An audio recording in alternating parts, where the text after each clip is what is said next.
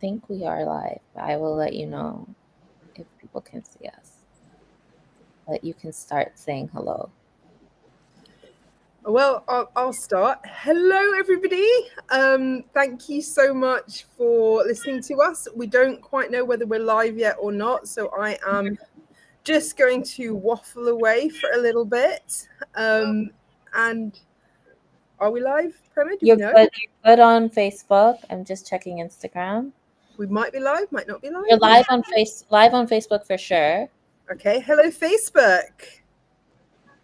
And why hasn't? Okay, we're just gonna see why we haven't gone live on Instagram. Not live on Instagram, but hi, Facebook.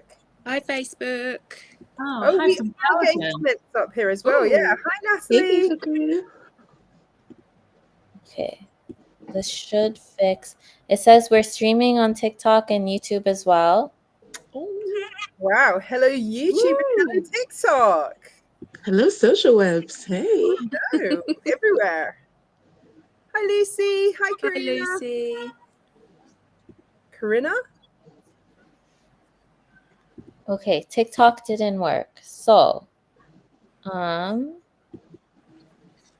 we are live on YouTube. I can see us. And we're live on Facebook, and Instagram says unable to connect. So we will be live on 2 channels tonight. Okay. Epic. If you can fix any of them in the meantime, just go for it. We will just start talking. Yeah, start talking and I will work it out. So I just wanted to firstly welcome our amazing guests. So hello, Laura. How are you? I'm great. Thank you so much for having me. How are you? Really, really good. A little bit hot, but like, you know, like coping with it. And hello, Tiffany. I haven't seen you for ages. How are you? Ages. I know. It's been so good to see you. So good to see you virtually, even at that. But hello, everyone. Thank you for having me. And even though I can't see her, I hope you guys can. The beautiful Josephine is here as well.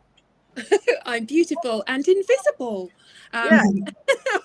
Hello, it's Josephine, Snag Stylist. Thank you very much for having me. I have loads of things to say about this. I think we all do, and we're all very excited to have a conversation and hopefully get you guys and the audience to join the conversation with us. So if you do have comments and things, please do put them into the comments and they'll be passed on to us because we'd really like to feel like you are in the conversation with us today. Perfect. So we've got a kind of little set of questions to go through. And the first one is, you know, what is this summer body myth? Who decides what we should look like? Why is it like this? What's its tie to diet culture? And how can we dismantle these really harmful beliefs? And I'll start. A long time ago, I used to work for a diet company. And it was our favorite time of year because you can get people to sign up so easily by telling them that they'll look good in 12 weeks when, you know, it's summer. And it's just a horrible, horrible myth that perpetuates that, you know, why do you have to change your body because it's summer? I literally don't understand it. So, you know, what do we think? Laura, do you want to kick us off? Yeah, I think it's something that really grinds my gears as well, definitely. And I didn't want to be that person that started with the patriarchy, but it fundamentally is. It does come down to that. And I think that like, you know, brands and marketeers have cottoned on from a very, very early, very early time from, ever since really the media was in the mainstream, that if we make women feel bad about themselves, we can make more money. And so because of that, I think ever since we as women have been made to feel like we need to be on this hamster wheel of like dieting and hating ourselves and trying to shrink ourselves and make ourselves smaller in order to fit this certain ideal. And I think that is heightened so much in summer because, it's hot. We've got our arms out, our legs out, and we're told that we need to be, dolphin smooth, and we need to be like tan, and all the hairs need to be plucked. And God forbid we ever show any sort of cellulite or rolls or anything, because if we don't fit this kind of like perfect beauty ideal. And I think I kind of call BS on that really, because I think everybody is a summer body.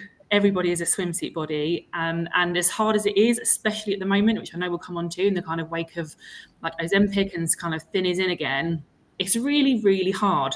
It's very challenging, but I would say, like, you only get one life. You only get, I don't know, 70 summers if you're lucky. Like, don't waste your life worried about what you look like. Try and embrace it, and like, don't hide away, because life's too short and too precious for that. Absolutely. Exactly. Yeah, go for it. Who's up next? I'm happy to jump in. I mean, I definitely agree with Laura. Like, to me, the whole summer body is a selling point. It is. It's a way that, you know, these brands can market to us. And another way is to just feed into negative stereotypes of ways that make you think that you're not enough unless you have this or look like this. So to me, a summer body is whatever body I got. You can get me summer, spring, winter, autumn, you know, but in the summer, I feel like we're more exposed. They just prey on us to say, okay, well, if you don't look like this, then do you really have a summer body? Do you? And I was like, it worked for me the 3 seasons. It's going to work for me now. Exactly. Yeah. And it's that lie of somehow you take clothes off and you need to be more perfect suddenly. Like anybody's perfect, like that even exists, or you can't even really change it. It's like a lie within a lie within a lie, right? Absolutely. And it covers so many things, because I'm 54 this summer. And as I've got older, the more people around me of my sort of generation and above are saying things like, oh, yes, I really love what you do. I love what you say on the internet. I love what SNAG stands for, but it doesn't apply to me because look at my arms, they're wrinkly or saggy, or I sweat too much because I'm menopausal. And everybody is under a different kind of pressure, or every woman in particular, at a different stage in their life, and they all add up to one great big spending spree over the summer of women trying to be this impossible beauty ideal. We're scurrying around, and also it encourages this very, very unhealthy division between women. I think that we're encouraged to criticize other women. We're encouraged to side-eye the person with boob sweat, or not tell the person who's got a ladder down their tights they won't be snag tights. You're encouraged to compare yourself to other people. And although I absolutely love the power of the social media for getting women like us talking with each other and sharing this strength that we have through understanding of the bullshit that we're being put through, there is also the really dark side, which is that comparison, and particularly for really young girls, I think that's a big danger, especially when people are getting into their bikini in the summertime.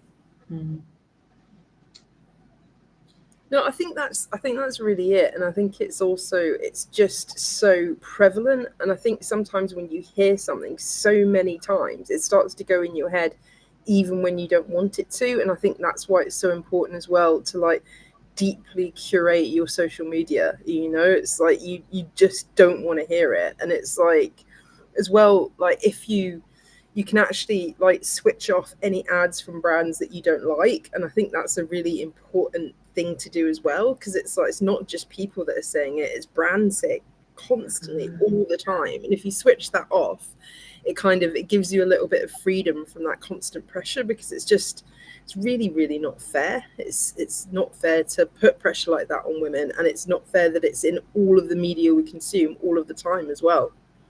And I think it's good at this point to say that it is possible to switch that off in your brain, even though we've spent all of our lives thus far being indoctrinated. I don't know about you, but I actually learned from one of the people on this call how to really step into myself, Tiffany. When I first did modelling with you as a swimsuit model, I was terrified, and I was saying all the right words and saying, yeah, it'll be great, it's an adventure, woohoo! But I was bloody terrified of stepping out in a bikini and other people having editorial control over those pictures. But Tiffany is just like a human ray of sunshine, and you are so fabulous, and you're so generous with that as well. And that's what the good side of social media can be, is that we find other people who have got a totally different message. And I'm ashamed to say that in my generation that there's less of that. We don't hear so much positive stuff. So I've tended to look to younger women on social media to tell me how it is, and I've learned so much. But Tiffany, I really honestly, in private to my friends, I credit you, because she came out in this swimsuit, ta-da! And she was just jaw-droppingly fabulous, and it was an incredible moment for me of just going, oh, she's so beautiful and she knows it. But it honestly, so it curate your social media well, but also curate your friends well. And I know that sounds really hardcore, but I've had to not cut out, but sideline some of my friends because they haven't moved with me. They don't understand what I'm talking about when I say these things, and they want to bring me back down to where they are in that comfortable box of, you know, here's the rules and we must do the rules. And I don't want to do those anymore. So I've had to push them to one side. And that sounds really hardline and mean, but it's done the world of good for my mental health.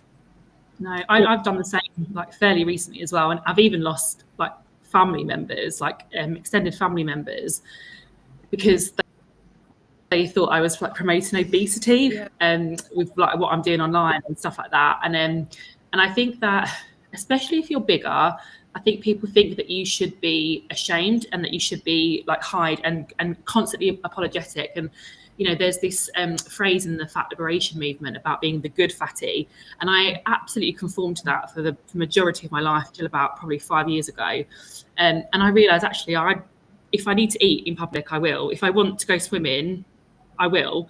But I think you do quickly learn like who your friends are and who your family who are really close to you and who get it, and sadly those who don't. And I think it's like you say, as much as it's really important to kind of cut the people out on social media and use that unfollow button liberally, I would say is just as you said, Josephine, like do the same in real life, because actually you are who you surround yourself with, and that goes for like people in the office. Like don't be afraid to call out, you know, the diet culture BS that we always hear, like, oh, you're eating that for lunch, are you? Like, call it out. As hard as it is, it really needs to be done if we are going to kind of see change. No, you absolutely have to do it, and everywhere. And it's so like it's places that you don't expect. Like we have a mental health app at Snag, which gives us all like great mental health care, and they keep trying to do seminars on like losing weight to feel better about yourself, and I'm like, I'm sorry, what? Like you can't do that. No, you absolutely will not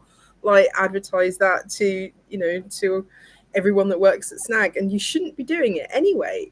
But it's such a kind of this fat and wellness and is so kind of closely tied in the way that people want to kind of put you down. I don't believe people really mean it that way. I think it's back to you should be ashamed of yourself. So if you're not doing something about it, if you're not on a diet, if you're not watching your weight, if you're eating in public, God forbid. And it's still the thing that we get called out most in ads, is if we put an ad with somebody eating it, people lose their mind.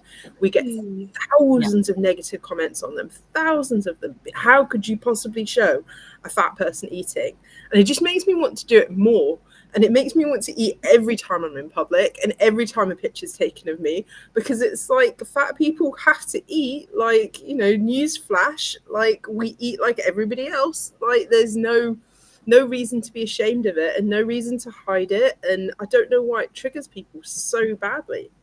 It's because they feel insecurity in themselves. And first of all, I want to say, Josephine, those words are so amazing. Thank you so much for that. I strive to radiate positivity because I've noticed that so many people just want me to be negative about me. And I feel like, because I'm not from the UK, I grew up in Ireland, and my view of my body was looked at very differently than when I moved over here. Like my community was larger, my family was larger. My mom always said, you being big is the least interesting thing about you. Like it's who you are. And so I was in a space where my weight wasn't the number one thing that was a deterrent about me. And I think that mindset really set me on a path that I try to inspire people to feel that way. Like I've been big since out the womb. All I know is to be a plus size girl. So I'm like, well, that's not changing. That's who I am. And that's how I approach people. Like many, we're in our swimsuits. And I was like, I'm big if I have it on, I'm big if I don't. So let me just put it on. Like I I don't feel like I need to shrink myself because it's physically impossible for me to shrink myself. And what will that do for you? Because all it does is hurt me. So it's just ways of like living in who I am, being colorful, being boisterous, being fun. It's like, that's my personality and that's who I'm going to be. And I think as a larger person, you're just not encouraged to be that because they feel shame because, God forbid I was your size. I would be so ashamed or I would be so mad. But like, if you're not living in that shame, they just can't comprehend. And so again, like I say myself, I'm a walking protest of how people think a fat person should be. Again, like Laurie said, being the good fat and all those things. And I'm just like, I'm me regardless. Yeah, I'm a little extra. You should be happy you're in my presence. And that's how you should treat people. Be happy that you get to be around my good energy.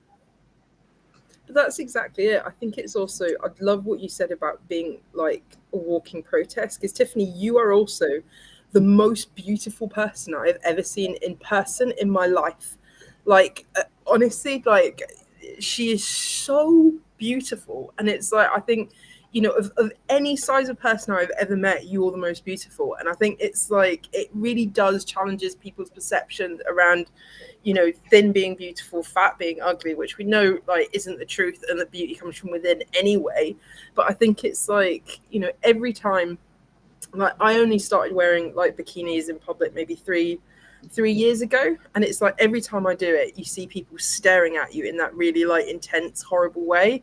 But every time I do it, I go like, you know, I have made it easier for the next fat person in a bikini, right? Because somebody's seen it once now, and the next time they'll be less surprised. And it's like, I think, you know, we are doing that work for other people as well as ourselves. And it's like, I think that's a beautiful thing to remember as well, is that every time we challenge something, it's like you make it a little bit easier for the next person to do it, which, you know, definitely helps me when I'm making like bold choices that I wouldn't have made for the years that I spent, you know, dressed in black, stuck in my room and never going outside. Do you know what I mean? It's like,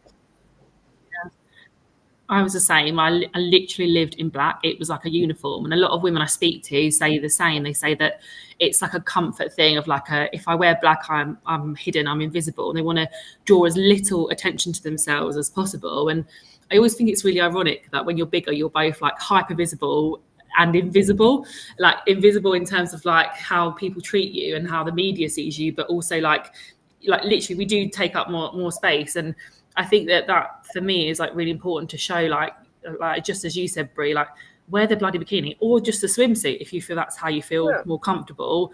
But just like wear it, do it, and like fake it till you make it. Like even if the first time you wear it, you're like, I don't like this, just like keep at it, because like I said before, like life is for living. Like don't waste your precious life and miss out on memories and opportunities. I think of all the things I missed out on just because I was fat. Like it's awful. I like never again. I've just vowed never to do that again. Poignant... But it's even like, go on, Brie. I was just going to say, there's a really. I was just going to say. Okay, you go. Okay. There's a really poignant meme making its way around at the moment. You've probably seen it, which is something we've seen before, but it's about somebody's sister who died at 42 and was larger and didn't want to be in photos. But luckily, her family made her do it. And so her sister who survives her has those photos to remember her by. And I think photos is they can be a really powerful way of convincing yourself that everything is okay, if you are prepared to stick at it, and to sit with photos, or indeed just to sit looking at yourself in a mirror and take in what you see in front of you and make friends with yourself. And you can do that in the mirror, or you can do it with photographs. But also photographs, I often used to find that when I looked back on photographs from last year that I hated when they were first taken, I'd think, oh my God, I hope no one ever puts that on social media. It's terrible. When I looked back at it in a year's time, I thought, what was the matter with me? I looked incredible. I looked so much better than I do now. And that it was a never ending cycle. So about 10 years ago, I decided to cut the cycle off and say, I am what I am now, and I'm going to be grateful for it now. My body still works to move me through the world. My body has borne a child. My body can hug my relations. My body can stroke my cat, and I want to be friends with it. And I think we've a lot of us been encouraged since we were small children to be at war with ourselves, to be at war with the house that we live in, and this is our home, and we only get one of them.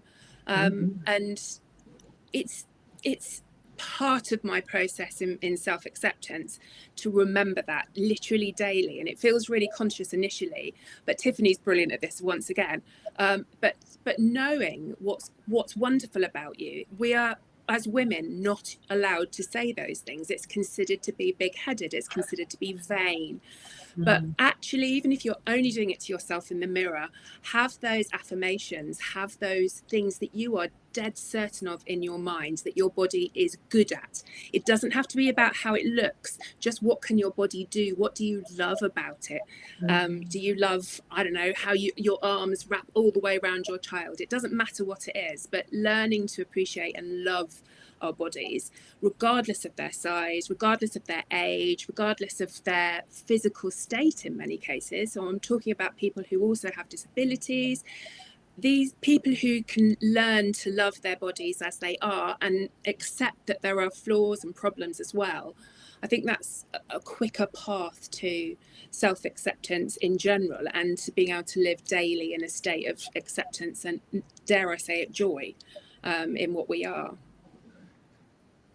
I think it's letting other people love your body as well. Like, it's weird, since having kids, and I've got 2 very young babies, and it's like the eldest one now can talk a little bit, and she'll wiggle my belly and she'll go, jelly, jelly, jelly, soft, beautiful. And it's like she's doing that, and you're going like, how can like I not think that's like soft and beautiful? And she sees so much like niceness in it, and it's like, and it's something that like I'm supposed to hate, and it just always makes me feel really, really a lot better about myself. And I think also, like, there are no photos of me for 20 years, like literally not one of them, because I never felt confident enough to like have a picture taken. And now, like, if someone will take a picture of me, I'm like there, because it's like I want those memories, particularly with my babies, that like, I did exist, I am a real person, I was here. And despite always feeling like I didn't deserve to be, it's like I don't feel that way anymore. And I think that's such an important part, and you can do it yourself, but I think it's also recognizing the points where you can let other people like help you with that as well, and also make you feel valid and part of that. So we've got some questions here. From Instagram, someone says, what are your thoughts on the fattest algorithm on platforms like this that suppress fat people's accounts? I'm sick of the double standards. I can tell you on Snag, we get our adverts banned all the time. Adverts that if it was a thin person would be no problem, but as soon as you put a person of any type of size on, like, they just ban it immediately. And it just like absolutely annoys us. We're talking to like the highest level people at Meta about it, and they basically say it's the AI, and you're just like, that's not a great answer. The AI is what you teach it. It's the AI. The AI is fattest. Well, thank you, Meta. That makes me feel a lot better about it. Yeah. I mean, for me, I think it's crazy that as someone who is like not only do I model, but I content create and all that, and I can definitely see that sometimes when I do things, that even a brand will send me something like, oh, could you create this? And they're happy for me to put it on my page, but they would never put it on their page. And it's because of they're like, oh, well, oh, we love your content, but then like, so am I not good enough to make it to your algorithm? It's kind of a look. It's because they know having a certain look or having a certain view is what the algorithm is going to push. And it's like, it's crazy how like they're saying that's AI. AI is a learned tool. It learns our behaviors. So you're teaching it bad behaviors. You can unteach those behaviors, just like how you did with children. We're not out of the womb learning to be hateful and prejudiced and judge. Those are learned things. So let's teach the AI better than some of y'all will even teach your children growing up. So that's why they're on the internet acting like this. I think it's also a case of, when we curate our algorithm to see what we want to see, it takes so much more effort to find someone that necessarily looks like you. Like, I've built mine brick by brick over years, but naturally they're pushing things that are acceptable, what's seen as the standard. And, you know, fat people are never the standard, even though majority of the world is They larger. are. Yeah. Yeah. And I think as well, like the thing that's really disheartening for me as well, and I will say, like, this is not any intention to shame like smaller women or like people that use the term like mid-size, but I have found it really difficult when like all I see is that. And I feel like the plus size representation has just fallen off a cliff, to be honest with you. And I really struggle with seeing like women in very smaller, much smaller, privileged bodies making roles where there are none, grabbing their stomachs before they make like, you know, film the content. It feels very clickbaity, feels very inauthentic. And I think, but that seems to be what the algorithm and like AI and all of that kind of like worships. And God forbid, like you said earlier about, you know, fat person eating. Oh my God, how dare we? Like, it's really tough at the moment. There were spaces where I think for a while there, I don't know about you guys, but I found my people, particularly on Instagram and on a couple of amazing Facebook pages as well. I'm just going to name check Just Eat the Donut, which was an amazing Facebook page run by an amazing person called Leander. And I learned so much about myself, but about boundaries, about what I could accept from friends, from other people in these spaces. And because I suddenly found people who weren't putting me down because I was a size 24, who weren't competing with me with, you know, little side jests that came in, little digs to say, well, oh, yeah, you're really pretty, but oh, you know, it's a shame you're fat, isn't it? And I found people for whom that was not an issue, and some of them were fat liberation people who were for fat acceptance. I think I'd gone as far as body positivity by myself, but actually accepting the fat on my body and not finding fat as a descriptor and an abhorrent term was a whole new thing for me, and it was incredibly powerful.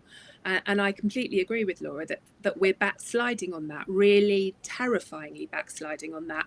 Those spaces just don't exist anymore. And I'll be honest, I think some of them we let go because we foolishly thought we'd done the job. We thought we'd done the work. And what we're discovering is that we were wrong. And I've come into working at Snag from teaching, and I taught little tiny people. And it's still the easiest way to get a laugh out of a classroom full of children to say the word fat. It is still a word that children find hilariously funny, and if you want to insult somebody, you're allowed to say, oh, fat, is a bit fat. And it's still considered to be a funny thing in schools. So we haven't finished the work, it's not done, and it's difficult to find these conversations, and that's why we were so desperate to have this kind of public conversation, because I'm not seeing them out there anymore. I only see, unfortunately, an awful lot of my favourites are now posting, to move onto this subject, my Ozempic journey or my whatever it is journey. Monjaro is it the other one? And whilst I 100% respect people's body autonomy, they can do whatever they like with their body. I have spent so many years curating my feed so that I am not faced with that kind of content, that having it coming at me from people that I trusted and were my favourites, who I thought had very similar mindsets to me, is quite triggering. It's quite jarring. And yeah, Laura, how do you feel about that? Has that happened in your space?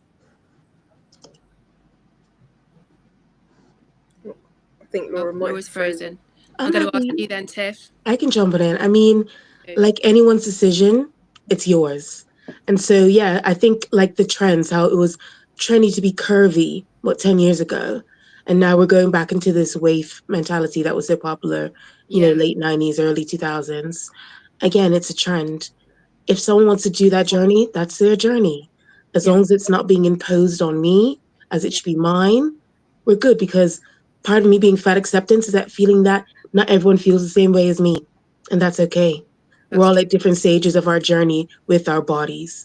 So yeah, I can see it coming now because it's become more accessible. It's a new thing. It's, you know, people that sometimes I feel that never really wanted to be big, and as soon as they got the chance to be smaller, they jumped on it. It showed that when you talk about things are stepping back, there were some people that were only being fat positive because it made them money.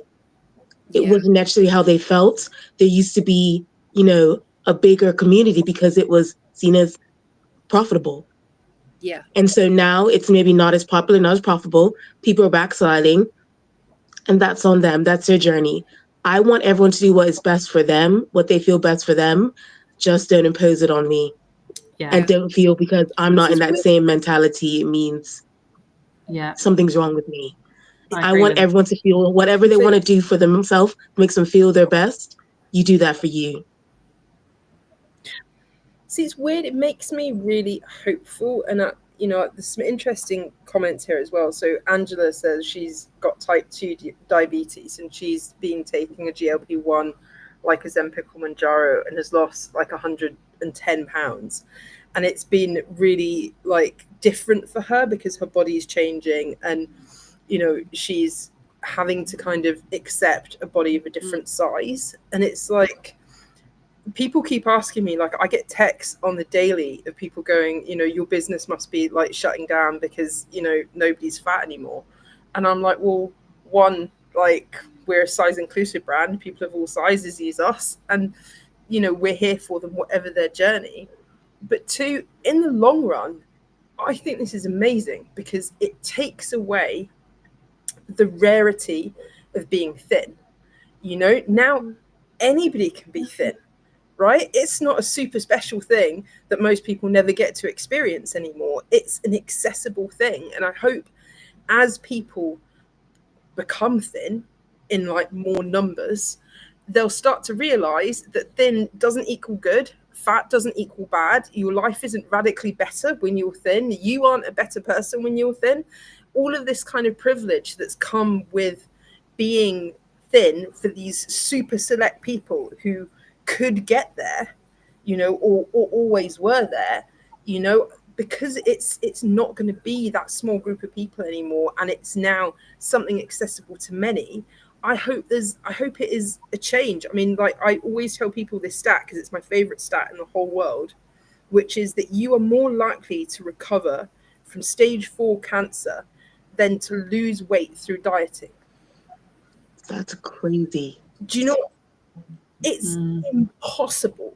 And it was like impossible for people like me to become thin. It wasn't my lack of willpower or anything like that. It was a physical impossibility. And we know now from the fat loss jabs that it's all about brain chemistry. And it's like, it was never possible for me to have the willpower to do it. Never possible, despite all of the pressure that was placed on me.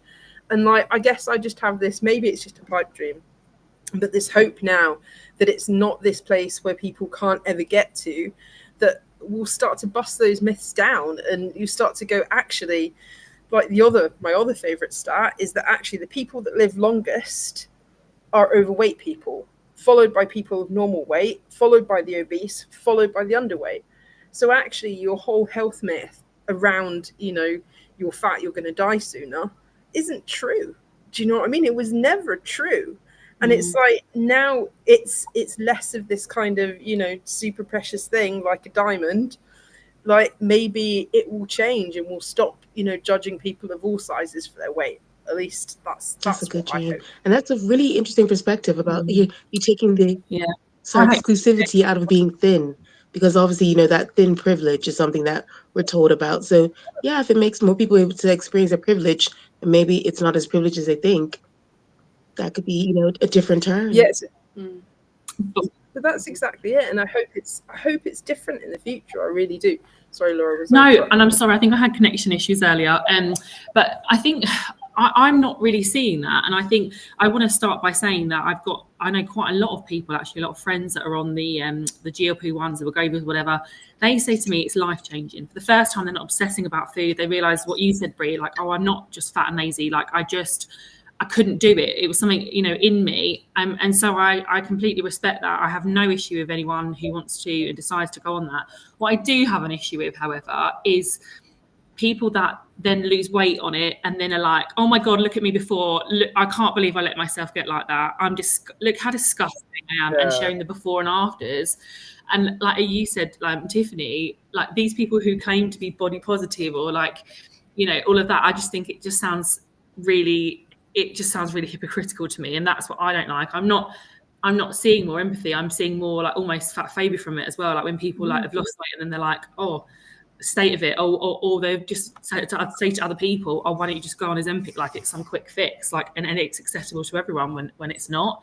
And so that's my issue with it, and how the media portrays it as well. There was a segment on This Morning where they were talking, like there was women that had lost loads of weight on it, and they were just really shaming their former like selves. And I thought, well, I was bigger than you in your before photo, so if you're a monster, what am I? And I think we have to be really careful about that, like that discourse. And that language is so hurtful. And it's like, it shows that it's like, were you really ever okay being bigger? And it's like, just because you got smaller doesn't mean you have to be hateful towards larger bodies. Because I tell you now, that could be you again. It could be you again in an instant. So it's like how people are using that new body to shame their old self. It's like, that's not the intent.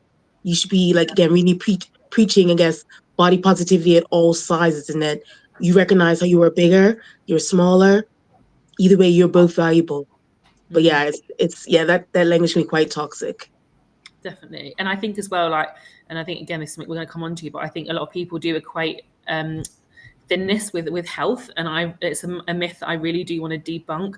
Angela on Facebook actually has just mentioned about the Hayes approach, health at every size, which she says was life-changing for her, and it was for me as well. So rather than like counting calories or thinking that I had to use exercise as a punishment, I think we need to sort of stop thinking that thin equals healthy.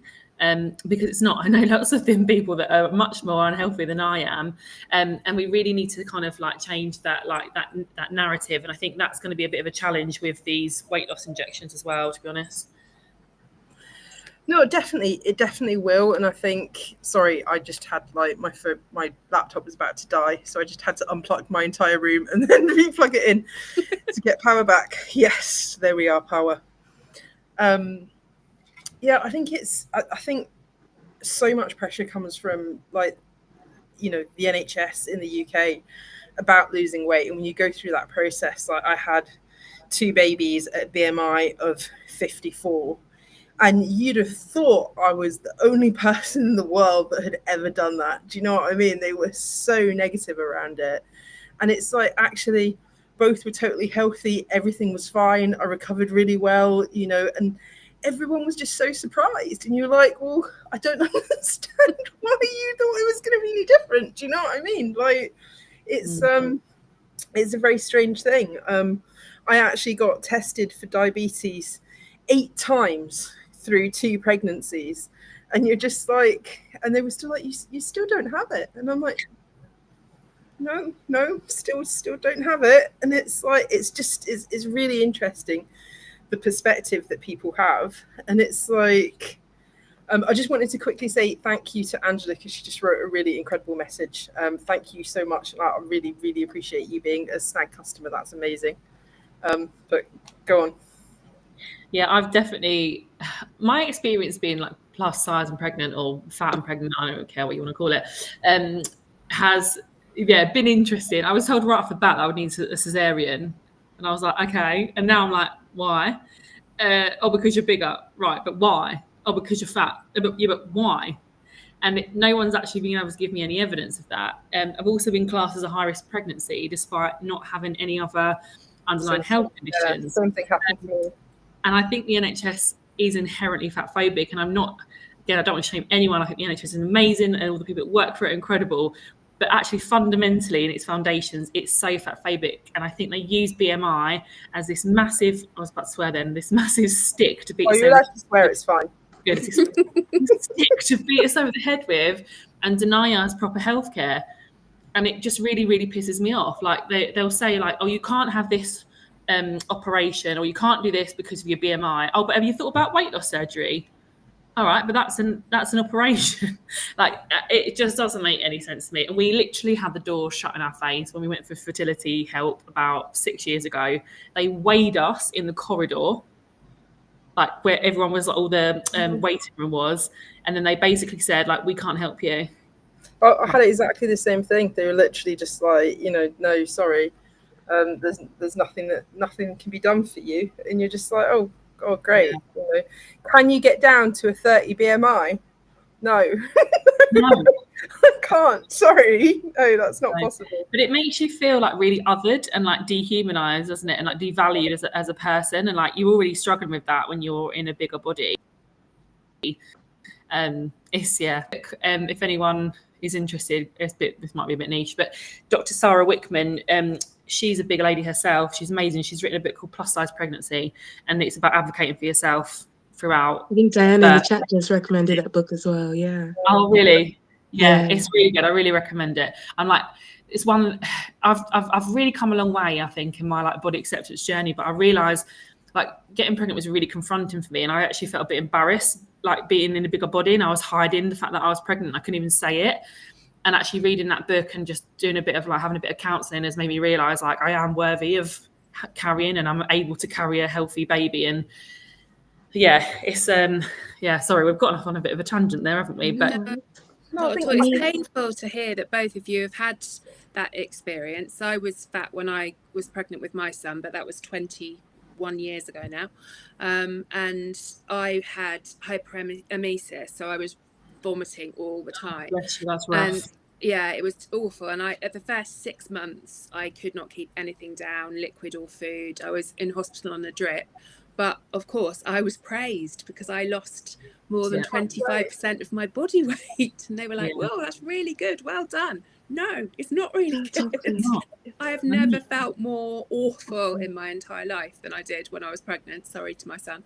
It was worth it in the end, I would have to say. But just dropping, I think I lost 25% of my body weight in the most awful way possible. I was massively dehydrated and had to be hospitalized. So losing weight is not in any way always a positive, and particularly not when you're trying to give enough nutrition to yourself and your baby at the same time. It's totally terrifying. I think there have been changes in how that sort of thing is regarded and treated now, but I was treated like a very silly, naughty girl, really, for being sick so much. It was as if I'd sort of chosen it as my path to be sick 20 plus times a day. It's like, for goodness sake, you are making a fuss. And I couldn't work. I was so sick I couldn't work. So I'm really sorry that things are not better even now in that world, and that being pregnant in a plus-size body is still fraught with difficulties. I feel like it's even harder. It's not just in general, because I'm not pregnant. I have no children, chosen childless. Even in just being like medically looked after, it's the implicit prejudice they have on larger bodies. Let alone me being larger and ethnic. The medical field is very much based on straight size white male. Yeah. And if you're not that, anything that veers from that is seen as an anomaly, or any of your results are seen as an anomaly. Like, I've been fat my whole life. Any medical thing I have is not been related to me being fat. I remember going in because I think I had like a chest infection. They're like, so if you thought about losing weight? And I'm like, I'm just trying to breathe right now. I'm just trying to cough. And they're like, Slimming World. Or like, I'm there getting a pap smear, and they're like, oh, so you want to get some pamphlets about weight management? I'm like, this is not the time to be talking about this. And it's just like every kind of jig. It's like they have like, oh, because you don't follow the curve on this chart. I'm like, because I'm not a white straight size man. It's not going to be my story. And anything I come for you. And also for me, in reality, I've avoided getting medical treatment. And sometimes I should, because I knew these are things that I'm going to get pushed on. And that's going to be the narrative, regardless of what my actual treatment I need. It's always about this. So it's a case of, being fat. It's not even, it's another barrier to getting treatment, which our straight size people haven't necessarily to think about. And like, why is this issue? It shouldn't be. Like, the medical field should be for everyone, because that's why it's national health for the nation. Exactly. And again, that's why I hope, with hopefully, people realizing that being thinner when you've got more people who are actually thin doesn't magically solve all the medical problems. Hopefully, one day we'll make a bit of a stride in that. I just wanted to call out that my experience of being fat and pregnant was really bad until I met Diana, who is the most amazing midwife, who is now our midwife on staff at Snag. So if you are fat and you are pregnant or thinking about becoming pregnant, Snag Baby has a dedicated midwife for you, basically 24/7, so you will never have to go through what I went through. So please, amazing. I didn't even know that. Thank you for that. Diana is incredible. She walked in, I walked into my NHS appointment with her after a hugely disappointing experience, and she basically said, you are not the oldest or fattest person I've seen today, and you'll be absolutely fine. And from that moment on, she challenged people for me. She made sure that people didn't judge me. She did incredible things for me, and she's now a Snag employee, and she's here for all of you. So if you need her, please use her. She has huge amounts of experience, and she's an incredible person. I've also been told that we only have 15 minutes left, so we need to move on a little bit from what we talked about. So we've talked about unlearning the summer body. We've talked about the Ozempic effect. I think we've talked a bit about reclaiming style on your own terms. Maybe we should talk about that a little bit more. Why does stuff have to be flattering, right? Is that important? Are we here to flatter our bodies, or are we here to wear things that bring us joy? How does that work for you guys? Flattering is a word that has chased me my whole life. That's gonna be flattering. I feel like it's a word that's specifically for larger people, because God forbid we don't look flattering. It's it's the goalpost. Yeah. And again, it's all about being acceptable to the male gaze.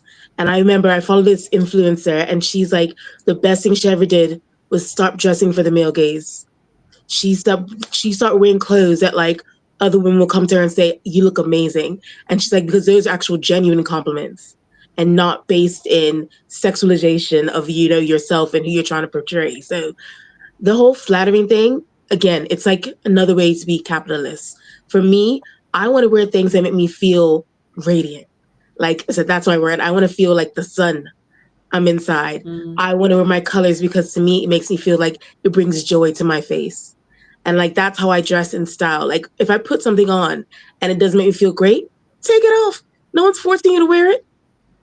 We should be wearing our clothes are a way for us to just ornate our bodies. That's literally what they were there for, even though we're told that we're supposed to be looking a certain way. But to me, a clothes change in and out based on my mood. So when I look at my style, I'm like, what was it? Was it Marie Kondo? Hold up, does this bring me joy? No. So that's how I try to approach wearing how I want to dress up. And sometimes I use it a way to conversate with people when I don't want to use words. Sometimes I'm putting things on, I'm like, don't talk to me, don't mess with me. Or ways I'm like, I'm approachable, let's be friends. It's like your costume that you wear every day. But not necessarily, I'm not trying to hide myself. I'm trying to enhance the mood that I want to portray, if it makes sense. And as someone who's actually a trained stylist, I went to school and studied it. I look at color theory, because color theory is so important about what brings out the best in you. It could be bordering on the flattering things as well, but I love colors that I know bring out the best in my skin tone, or that complement my hair color, or make my eyes bright. That's how I think of styling and make myself this beautiful orange dress from Snag. I put it on and I feel like a bronze goddess. And that's how you should put clothes on and make you feel amazing. Yeah. I think that's I said it better myself. Nice one, Tiffany. Yeah, no, you said that absolutely beautifully. And I think, that there's something it's like curating your life, right, with intention. And I think when you wear clothes that you love, that feel like the quality is great, they feel great, they make you feel great, and it's your work, you're walking orb, right? And it's the stuff that you put on that makes you happy, that moves with you. And it's I've started making a lot of my own clothes. I knit and crochet a lot, and it's you kind of put your intention in the garment and then you wear something that you've made, and there's just something so beautiful about that. You know, it's like a really kind of gorgeous experience. We've got some questions which I'm going to just kind of run through here. So someone was saying that they've lost 7 stone because they've got a precancerous uterine condition, and everyone assumes that it's for vanity. And, you know, they're getting a lot of comments about it. And I think this is a really interesting one for me, because I do not think you should comment on people's weight ever. It's not your business. Do you know what I mean? Like, just don't say fucking anything about it. Like, it's nothing to do with you, right? And I think actually, if we had that as a bit of a rule in society, it would be a much, much nicer place, you know? I think it goes back to like, we often treat weight loss as the best thing anyone can do. We just hold it up on this pedestal. But like you said, we never know what someone's going through. Like, it could be that they're really poorly, they're grieving, they've, you know, gone through a really bad breakup or a divorce. And actually, I just don't think it's anyone's right to comment on your body. And I think one of the things that I've learned over the years is to really set those healthy boundaries, as hard as that can be. And I just kind of say, like, totally, thank you so much, but like, I'm in a really good place, like with like body acceptance. I'd really rather you just didn't kind of comment on my size or my weight, if that's okay. Like, you don't have to be a dick about it. But I think setting healthy boundaries is really important. But yeah, we people do it all the time. It's like they just put it on, like, you could win literally a Nobel Prize and people would still celebrate weight loss more than that. If you're a woman. If you're a woman, sorry. I was crossing a road crossing earlier on today, and it was 32 degrees here today. And for the first time in quite a lot of years, a bloke shouted out of his window. He stopped to let me cross, and he shouted out, "You look hot." And I didn't know quite what to do with it. And because I have grown up to be a nice, polite girl, I said, "Oh, thank you very much." And I'm not sure if he meant I looked really hot, as in boiling, which I actually was, or if he meant I looked hot. And actually, after about 10 seconds, I was very, very angry about it, because I don't want people to shout out things about my body in the middle of the street. It's not anybody else's business. And even if he was saying that I looked hot, still fuck off, because I don't care what you think about how I look, man, especially as a man. And I think I agree with you, Bree, that if we didn't have those kinds of comments, it would draw a line in many, many good ways. It would stop men making sexualized comments about women's bodies, anybody making sexualized comments about anybody's body that's uninvited, as well as stopping people communicating their displeasure in the way that we feel, or trying to squash us. And sometimes that's not just squashing us as in making us feel bad, but sometimes I've been out in one of my most incredible flamboyant rainbow outfits, and somebody has gone out of their way to squish me. There are those people, aren't there, who have that desire to squash the other, to squash the different.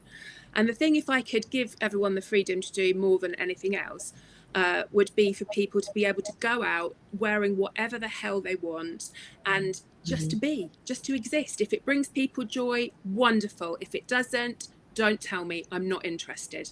Just let people be what they are. Let them move through the world in whatever body they've got. And if you think of something incredible, like, "You've made me really happy, thank you," say that. But don't say your ass is big, or, you know, anything else. I mean, like, you don't know, right? I've always found that really weird with fat people. It's like people, you know, I had a driving instructor once, and I got into the car and he went, "Well, you're fat, aren't you?" And it was like, well, yeah. Like, I mean, are you telling me that because I didn't know, or like, what was your thinking there? But Lucy here is saying that, you know, it's really nice when you comment on somebody's dress or their bag or their shoes. And I think that's a really, you know, if people have made an effort to be intentional about what they're wearing, I think a comment like that is always really nice and, you know, well accepted, and people love it. And I think it's a really nice thing to do, rather than commenting on someone's like body. Angelique is saying about lipedema and lymphedema. And I think, again, you know, it is really important. I have lipedema, and it's like, again, I think people have an expectation around fat that it's all the same, and they don't really understand some of the conditions that come with it, even though, 1 in 10 women has lipedema. It's not a rare thing at all. It's a very common thing, and most people don't know that they have it. Just trying to get through some of these questions now. Yeah, I mean, people saying about, actually celebrating your body rather than flattering it as well. Someone's also asked, where's the best place to get plus size clothing? I'm going to say Snag. Yeah.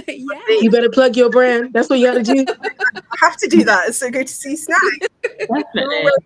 No, but without blowing too much smoke out of your ass, genuinely, there are so many brands out there that claim to be inclusive, and they're not really, and they sort of ride on this faux inclusivity train of we're really inclusive, and yet you look at their Instagram and it's all size sort of 12 to 14. Nothing wrong with that, but where's the, if you go up to a certain size, I want to see that.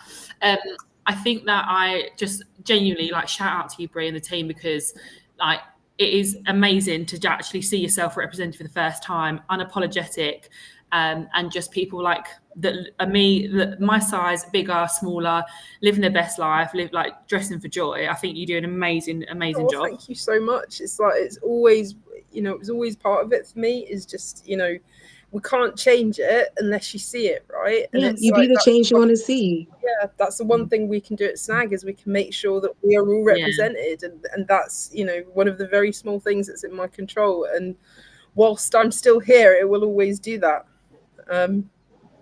And we've got somebody saying, Josephine, you're a rock star, which is completely true.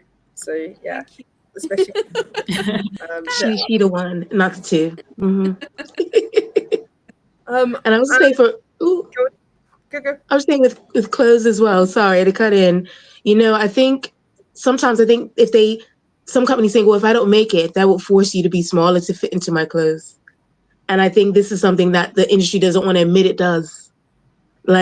Where brands will release a brand and only go up to a size 24. Last I checked, 24 is not the biggest plus size, because they're telling people that are above 24, okay, I'll make bigger clothes, but not your big. Not your big, yeah. Not your big. And it's a way of okay, well, if I make them less options, maybe they will want to be smaller to fit. And I was like, that is actually crazy mentality. And I've worked in retail for a very long time. And even in conversations I hear in head office, sometimes I think that's what people believe.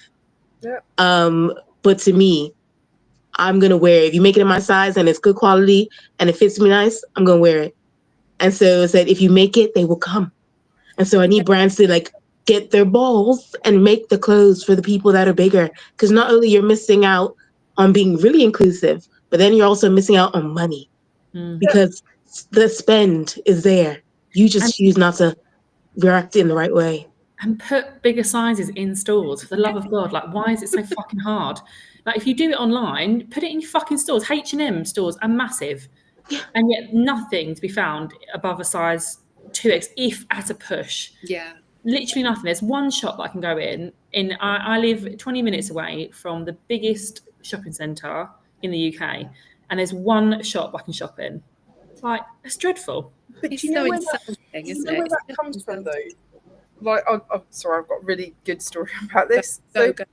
I was talking to chairman of a high street store, one that is literally in every town, that is initials as its name, and I was talking to him and I was like, so why don't you put plus sizes in your store?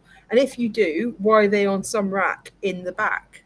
And he said, because thin people don't want to wear the same clothes as fat people. And if they knew we did those sizes, then they wouldn't buy our clothes. And I was like, what the actual fuck? Did I just hear that come out of your mouth? But I did. And that is I cannot tell you how well known this brand is. I can believe it very much so. And it isn't about thin people. It's a lot of brands don't want large people in their clothes. Yeah. And that's the real tea. In their That's clothes the real tea. or in their stores. Do you know what I mean? And it's what? And you think, sometimes I'm like, is the fashion patriarchy as real as I think it is? And then I remember that moment and I'm like, yes, it really, really is. This is genuinely a proper evil in the world. And I feel in the UK it's even worse, really, tea, because I travel a lot and I've been in other countries. And if you go in the US, you see plus size clothes in stores. It's there. Like, I'm a UK 26, 28. I'm not even the biggest size to live in a store. It's something that's very like the British are like, nope, you're going to be stuck to catalogs if you're lucky. Yeah. And it's just like, why? There's no reason. I went into the one store that I can shop in and happened just purely by chance to bump into, I don't know if it was the chairman or CEO, whatever. And I thought, right, I'm going to shoot my shot. So I said to him, look, it's brilliant what you do. You're, a really inclusive brand. I said, but why are all your models a size 12 to 14? Like if you go up to a size 40? And he, I'm going to get in trouble for this. And he said, well, we've got to be aspirational, haven't we? Oh, I've never shot there since.